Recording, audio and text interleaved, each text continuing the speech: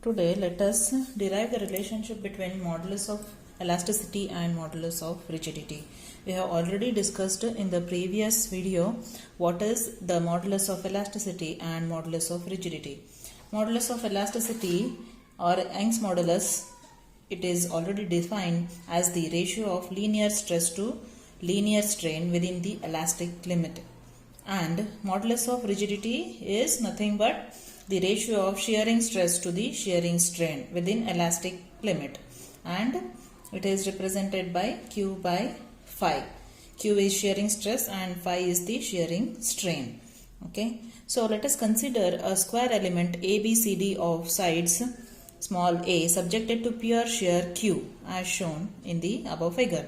Okay, so this AE C dash D, it is the deformed shape due to this shear Q. Okay, now let us draw a perpendicular BF to this DE, diagonal DE. Okay, and let this angle phi be the shear strain, that is EAB angle. Let it be represented by phi. Okay, and G be the modulus of rigidity. Okay, so the strain in the diagonal BD equal to DE minus DF divided by DF. That is strain, we know, that is the change in length by the original length. So EF by DB. EF by DB, here let us take in the square this DB square, that is the diagonal DB square equal to Pythagoras theorem AD square plus AB square.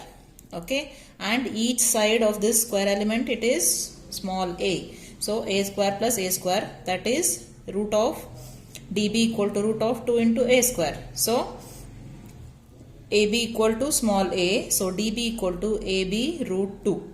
So strain in the diagonal BD equal to EF divided by AB root 2.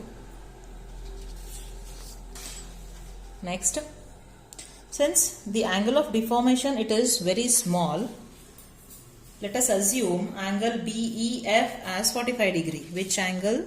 Angle BEF. Okay, I have just represented it here. Okay, just enlarged it.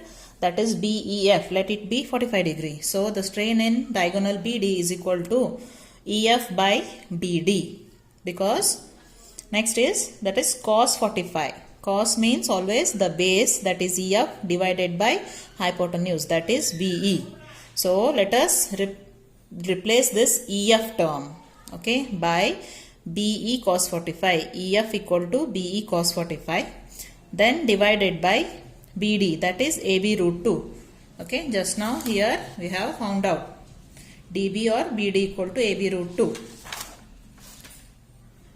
Then here in this, again taking this triangle ABE, I have enlarged that one here, ABE, this angle, as I said, let us assume it as phi.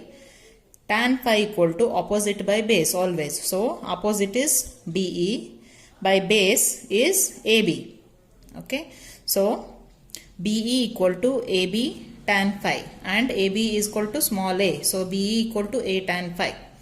Here, since this angle phi is very small, we can take tan phi equal to phi. So cos 45 divided by root 2 is nothing but 0.5, that is 1 by 2. So 1 by 2 tan phi is equal to 1 by 2 phi.